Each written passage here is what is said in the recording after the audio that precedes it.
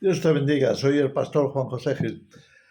Estaba pensando, y creo que todos nos podemos identificar de alguna forma con esto, en la importancia de la señal que dio Jesús en Mateo 24, versículo 4. Mirad que nadie os engañe.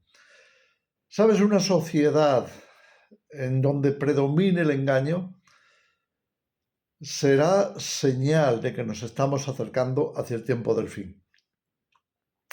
Yo sé que ha habido sociedades, la humanidad ha pasado por muchos periodos, por muchas etapas. Yo sé que ha habido, eh, yo diría, momentos en la historia en donde se ha tratado de evitar el máximo posible, quizá por una búsqueda, una elevación de la moral mayor, se ha tratado de buscar todo lo posible erradicar el engaño. Hay gente que ha cultivado mucho la integridad y en ciertos momentos de la historia, momentos en donde ha habido una especie de edad de oro que ha brillado por exaltar los valores morales, exaltar, especialmente en el cristianismo, exaltar lo que consideramos los atributos de Dios. Todas esas cosas que son muy importantes y que ha habido muchos avivamientos a lo largo de la historia que han traído una regeneración profunda en este sentido, evitar la mentira, evitar el engaño, cultivar relaciones sanas, relaciones fuertes, en fin, todo esto que es considerado como lo mejor que podemos hacer con nuestra vida en Cristo, nuestra moral, nuestra actitud ante la vida, todas estas cosas que ya conocemos. Ahora, ¿qué pasa? Bueno, pues hay otras épocas que son todo lo contrario, es decir, que lo que nos están mostrando es que son momentos de desmoralización, o por lo menos momentos de dificultad a la hora de vivir la integridad, vivir una vida más sana, más santa. Sí, son momentos de la historia, a veces porque ha habido grandes conflictos, grandes guerras, se ha luchado, en fin, por sobrevivir. Y entonces el tiempo del fin es uno de esos momentos, es un tiempo para estar muy cuidadosos. Jesús lo dijo, mirad, vigilar, procurar que nadie os engañe, porque el engaño va a estar a flor de piel, la sociedad va a estar totalmente expuesta pues, a ser desviados, a ser extraviados, a ser engañados. Quizá por motivos sociales, políticos, económicos, de todo tipo, pero hoy no sobran, desde luego, al contrario, el engaño está más fuerte, más poderoso que nunca, diría yo. Por tanto, para mí eso es una señal. Todos recordaremos cómo quizá nuestros padres, nuestros abuelos, los familiares, en fin, cualquiera que tuviera cierto grado de autoridad sobre nosotros, nos engañaban de pequeños y lo hacían quizá pensando en nuestro bien. Por ejemplo, si queríamos salir a una hora que no era la adecuada, pues nos decían no porque hay alguien afuera que te va a encontrar, va a hacerte daño. Algún tipo de coco se ha dicho en España durante mucho tiempo. Esa especie de coco, esa especie de ser maléfico que anda por ahí rondando y que está como mirando a ver qué niño encuentra para atacarlo, para... Bueno, desgraciadamente a veces es la verdad, pero esto es otro tema. El asunto es que se nos engañaba con eso, con la intención de buscar en nosotros una respuesta que pudiera ser obedecer, hacer lo que nos decían, eh, en fin, que nos quedáramos en casa, que nos fuéramos a dormir, una serie de cosas pues, que era supuestamente lo mejor para hacer. Ahora, esto de conectar miedo con el engaño, está siendo últimamente muy recurrente. Quiero decir que los políticos lo utilizan mucho, enseguida sacan que hay algún problema grande, algo muy grave que está pasando y que si no hacemos tal cosa, pues nos va a ir peor. Es el coco social, es el coco de los políticos. Y esto predomina mucho hoy. Vemos engaños tremendos, vemos como los políticos han salido para decir, mira, en este país hay armas de destrucción masiva, esta gente es muy mala, si no los destruimos, los van a destruir ellos o nosotros. Y entonces lo han amasado de tal manera que se ha convertido en una especie de engaño mundial o engaño político, como lo queramos llamar. Miedo en general, miedo a algo, miedo a que nos pase algo, miedo a que nos ataque un enemigo, miedo a. Y muchas veces también ha sido una forma de camuflar otras cosas, por ejemplo, unos intereses. Imagínate que yo voy a un país donde la gente pues no tiene buen calzado y es un país muy cálido, la gente pues va descalza, en fin, algo muy típico de África o lugares así de del área ecuatorial. En fin, voy a un país de esos y quiero, estoy hablando de intereses económicos, quiero hacerme rico o por lo menos quiero empezar un gran negocio allí vendiendo zapatos. Entonces, al parecer la gente no lo necesita tanto porque no hay tantos peligros en el sentido de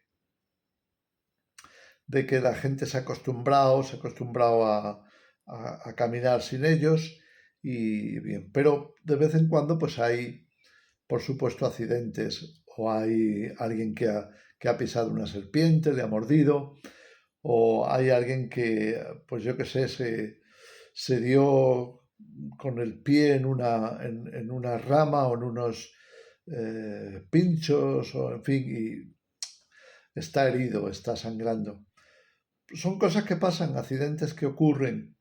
Y por supuesto, si no tuviera, si no fuera descalzo, pues no le pasaría, o por lo menos no tanto.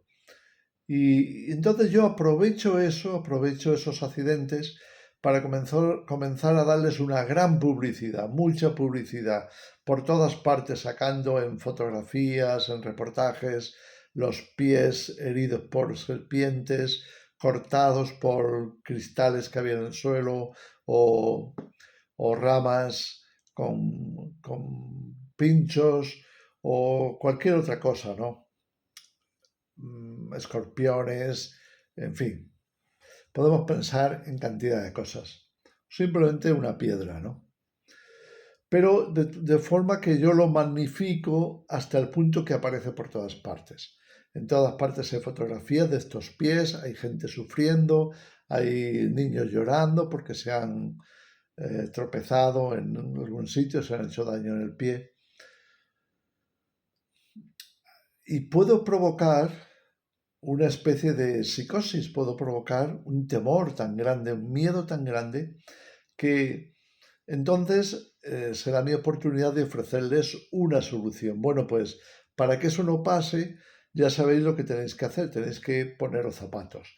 Que por cierto, aquí tenemos una fábrica que los hace muy bien y sería muy bueno que los comprarais porque os vais a ahorrar un montón de problemas. Pongo este ejemplo sencillo porque, bueno, dentro dentro del tema, pues hasta podría ser razonable, ¿no? Pero, ¿cómo buscamos que la gente cambie muchas veces para beneficiarnos de alguna manera, para que tengamos una cierta ganancia?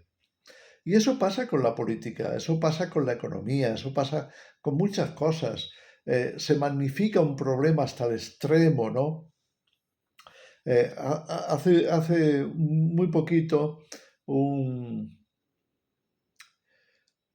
un youtuber estaba explicando que, dice, fíjate, en España eh, hay contabilizados, según las estadísticas, 10.000 personas que son trans reconocidos, ¿no? O han hecho ya una transición a otro sexo, o ya se han hormonado, o bueno, están en esa situación. Dice, bueno, son 10.000. Sin embargo, se ha hecho una ley para eso. Entonces, ¿por qué se hace una ley para 10.000 personas en una población de 46 millones cuando hay gente que está necesitando mucho más apoyo, ya sea por las familias que tienen autistas, que son más de 300 o 400.000 en España, u otros más, ¿no? Entonces, ¿por qué en todo momento en la televisión, en los cines, en fin, en los medios en general, aparece tanto el tema de la transexualidad y todo esto? Bueno, es una necesidad, es un problema, sí, pero se sobredimensiona hasta el punto que te pueden entonces hacer una ley que dices, ¿cómo es posible que hagan una ley solo para 10.000 personas? Pero ¿qué se busca a través de todo eso? Se busca quizá pues algunos fines que no son tan directos con el paliar ese problema. A lo mejor hay intereses de tipo político, como es atraer a un tipo de población, pues, a un partido, en fin, a una tendencia. Pongo ejemplos así porque los vemos de continuamente, y podríamos citar cientos de casos. Y vivimos en esa sociedad, porque han aumentado mucho los intereses políticos, los intereses económicos, los intereses sociales, los intereses de todo tipo. Y entonces, ¿cómo atraes a la gente? ¿Cómo? Pues con engaño. Es decir, les estás sobredimensionando un aspecto para que se fijen tanto en eso que se produzca un temor. Entonces vemos la conexión que hay entre temor y engaño. Yo quería comentar esto porque creo que es muy relevante la época en la que estamos viviendo y por qué Jesús dice, cuidado que nadie os engañe. Pero ocurre también a nivel religioso, es decir, la proliferación tremenda de doctrinas, de creencias, de cosas que no son así, no es la realidad, no es la Biblia, no es el fundamento de fe, no tiene nada que ver con eso, tiene que ver con ciertas ideas de ciertas personas que quieren llevar a cabo ciertos proyectos, llámales teológicos o de interés X, y arrastrarles en esa corriente de manera que tengan más personas con ellos, incluso puedan valerse de ellos para sacar dinero. Por ejemplo, la doctrina de la prosperidad. ¿Cuántos cristianos han sido engañados para creer, utilizando el miedo? Es que si tú no me das dinero a esta labor que estoy haciendo, a este ministerio que estoy llevando, entonces te vas a perder la bendición de Dios. Es decir, cuanto más me des a mí, más te va a dar Dios a ti. Ese tipo de engaño,